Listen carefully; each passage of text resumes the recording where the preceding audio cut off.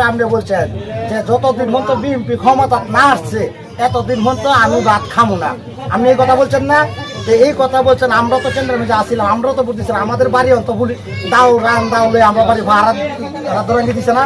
আমি আমাদের কেন্দ্রে যখন নির্বাচন হয়েছিল তখন এই ইনুকা আমাদের স্কুলে গেছিল ভোট দেওয়ার জন্য, মানে লাইনে হাত দাঁড়াইছে, লাইনে দাঁড়ানোর পরের থেকে তারে থাপ্পড় মারছে, দুইটা চর মারছে।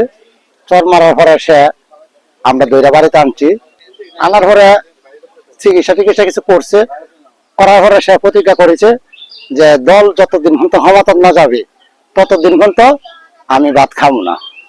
এরপরে আমরা জোরাজুরি করছি যে আরে ভাই সাহেব, আপনি যদি ভাত না খান তাতে মারা যাবেন।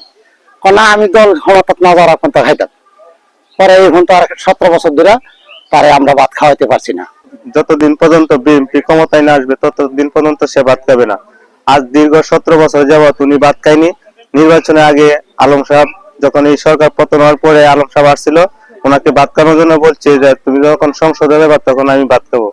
তো উনি এখন সংসদে গেছে, মন্ত্রী এসে আজকে আসছে, উনি আয়সা ফেরা ওনাকে ভাত খাওয়াইছে। আমরা এলাকাবাসী সবাই খুশি, উনি আজকে দীর্ঘ 17 বছর পর উনি ভাত খেয়েছে।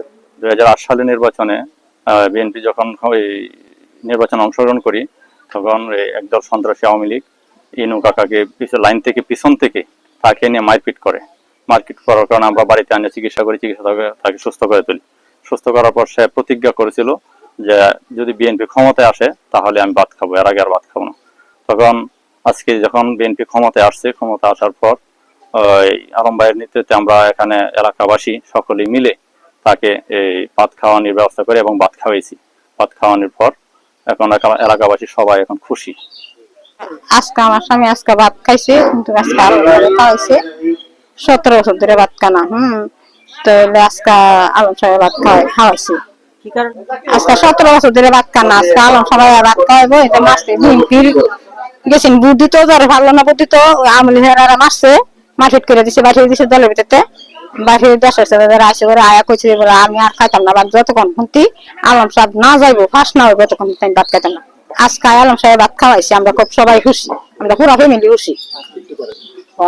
সংখ্যাটা বুঝিতাম যে আমার দুজনের মা খেয়ে দেন করে বিবাহ করতে ভাত খাইলাম, আমি পত্রিকা বসি এবার বিবাহ করছে ভাত খাইলাম, আল্লাহ ভাত খাইলাম, আল্লাহ খাইলাম।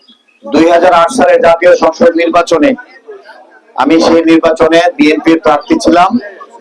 সেই নির্বাচনে আমাদের ইনু ভাই বিএনপির সমর্থক বা ভোট দিতে যে কেন্দ্রে গিয়ে নিজে নির্যাতিত হয়, তারপর থেকে উনি প্রতিজ্ঞা করে যতদিন পর্যন্ত এই স্বৈরাচারী আওয়ামী সরকার ক্ষমতার মস্তক থেকে বিতাড়িত না হবে অথবা আমি এই নির্বাচনী এলাকায় এমপি হতে না পারবো ততদিন পর্যন্ত, বিএনপি যতদিন ক্ষমতায় না আসতে পারে ততদিন উনি ভাত খাবেন না। এই প্রতিজ্ঞায় দীর্ঘ প্রায় অনেক বছর যে ব্যক্তিটি এই ত্যাগ স্বীকার করেছেন, আজকে আনুষ্ঠানিকভাবে আমরা দলের পক্ষ থেকে সমস্ত উপজেলা পৌর বিএনপি এবং সকল ইউনিয়নের, বিশেষ করে আমদি ইউনিয়নের নেতৃবৃন্দ সহ সকল অঙ্গ নেতৃবৃন্দ সবাই মিলে আজকে আমরা তাকে ভাত খাওয়ানোর এই কর্মসূচির চলমান অবস্থায় উপস্থিত আমাদের উপজেলা বিএনপির, পৌর বিএনপির সম্মানিত নেতৃবৃন্দ, রামদি ইউনিয়ন সহ আমাদের উপজেলার অন্তর্গত সকল ইউনিয়ন বিএনপি